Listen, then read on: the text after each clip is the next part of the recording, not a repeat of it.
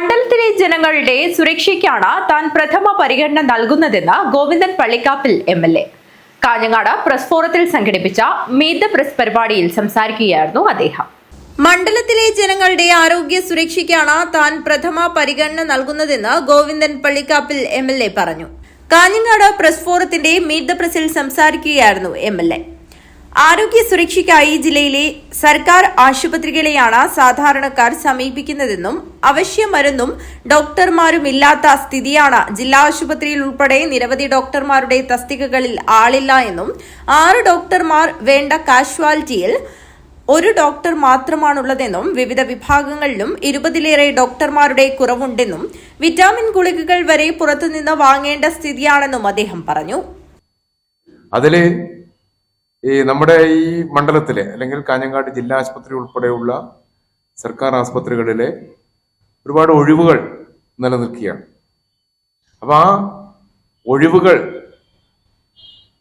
നികത്തുന്നതിനാവശ്യമായ ഒരു ഇടപെടൽ ജനപ്രതിനിധി എന്നുള്ള നിലയിൽ ഇതിനകം തന്നെ ഗവൺമെന്റ് അത് ബന്ധപ്പെട്ട ആരോഗ്യ മന്ത്രിയും ആ നിലയിൽ ഞാൻ നടത്തിയിട്ടുണ്ട്. വലിയ പ്രശ്നമാണ്. ഇതിലൊരു രാഷ്ട്രീയമായ ഒരു ഇത് കാണേണ്ട കാര്യമില്ല.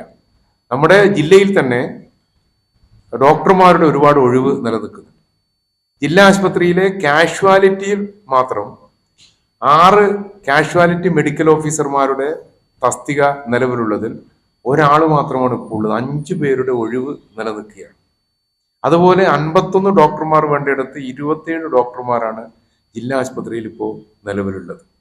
അപ്പൊ അതിൻ്റെതായ പരിമിതികളുണ്ട്. അതുപോലെ ഈ മണ്ഡലത്തിലെ കൂടുങ്കല്ല് ഈ മണ്ഡലത്തിലെ ഇതാണ് ചിലപ്പോൾ ഈ പ്രസ് ഫോറത്തിന്റെ ഒരു പരിധിയിൽ വരുന്ന വിഷയമാകണമെന്നില്ല.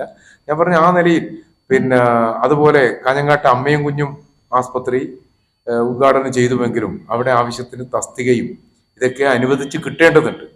അതെല്ലാം ലഭ്യമാക്കാനും ഈ അതുമായി ബന്ധപ്പെട്ട ചികിത്സാ സംവിധാനങ്ങളെല്ലാം ആ അമ്മയും കുഞ്ഞും ആസ്പത്രിയിലേക്ക് തന്നെ മാറ്റുന്നതിനാവശ്യമായ ഇടപെടൽ ആവശ്യമുണ്ട്.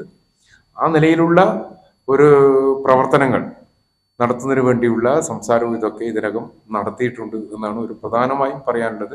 പൂടങ്കല്ല് താലൂക്ക് ആശുപത്രിയിലും ഡോക്ടർമാരില്ല എന്നും അദ്ദേഹം പറഞ്ഞു.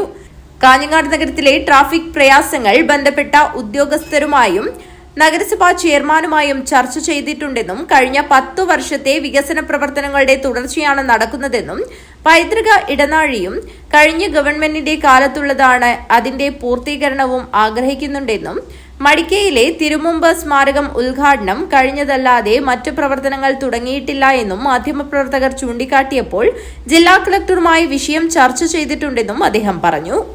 മഞ്ഞംപുതി കുന്ന് ഉൾപ്പെടെ ടൂറിസം സാധ്യത ഏറെയുണ്ടെന്നും റാണിപുരവും കോട്ടഞ്ചേരി മലയുമൊക്കെ ഇനിയും വികസിക്കേണ്ടതുണ്ടെന്നും മഞ്ഞംപുതി ടൂറിസം പദ്ധതി നവംബറിൽ നാടിന് സമർപ്പിക്കുമെന്നുമാണ് ജില്ലാ കളക്ടർ അറിയിച്ചിട്ടുള്ളതെന്നും അദ്ദേഹം പറഞ്ഞു.